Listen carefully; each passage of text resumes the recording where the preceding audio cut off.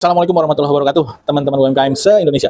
Semoga kabarnya sehat dan bisnisnya makin sukses hari ke hari. Amin.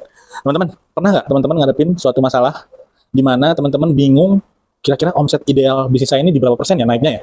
Nah, kadang-kadang kita tuh suka sering asal ya nentuin target omset tanpa melihat kesiapan bisnis kita. Jadi misalnya, oke, omset saya tuh kayaknya saya akan nentuin 1 juta.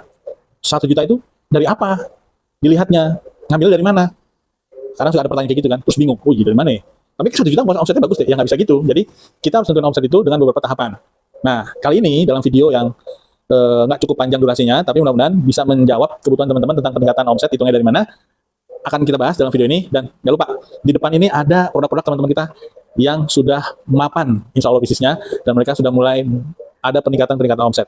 Bisa dilihat contoh-contohnya, packagingnya bagus-bagus, dan ini bisa menjadi bahan pertimbangan teman-teman apabila teman-teman ingin scale up dalam usaha.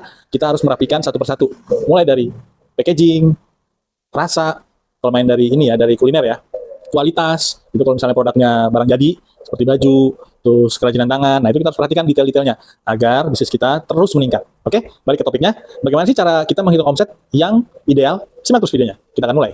Di video ini, saya akan bantu kalian memahami berapa persen kenaikan omset yang ideal dan bagaimana menyesuaikan dengan produksi serta tenaga kerja. Berapa kenaikan omset yang ideal? Untuk UMKM baru, bisa targetkan kenaikan 20 hingga 50% per bulan. Karena masih dalam tahap pertumbuhan. UMKM stabil, target lebih realistis di 10 hingga 20% per bulan atau per kuartal. Bisnis musiman bisa lebih dari 50 saat peak season. Contoh, Ramadan atau akhir tahun. Catatan, jangan hanya fokus ke omset, pastikan profitabilitas tetap sehat. Kedua, sesuaikan dengan kemampuan produksi. Cek dulu kapasitas produksi saat ini. Misalnya, kalau bisnis kita bisa produksi 1000 unit per bulan dengan omset 50 juta, kalau target omset naik 20% ke 60 juta, berarti produksi harus naik ke 1200 unit per bulan. Kenali bottleneck produksi, bahan baku, alat, tenaga kerja, waktu. Optimasi produksi, atur stok dengan baik, hindari kehabisan bahan, percepat proses dengan alat atau sistem yang lebih efisien.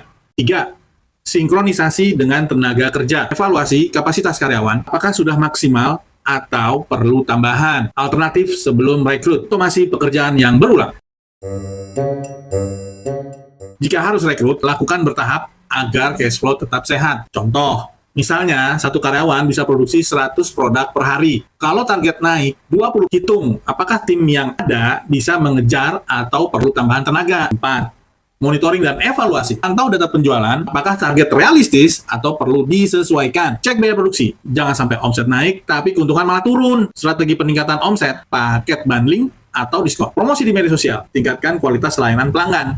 Jadi, kenaikan omset ideal 10 hingga 30 per bulan atau per kuartal, tapi harus sejalan dengan produksi dan tenaga kerja. Nah, sudah disimakkan videonya dari awal sampai habis, bagaimana cara menentukan omset yang ideal untuk usaha-usaha kita. Jadi, silakan dipraktekkan apa yang tadi dijelaskan, semoga bermanfaat untuk teman-teman. Dan jangan lupa like, komen, share, dan subscribe, agar channel ini terus berkembang.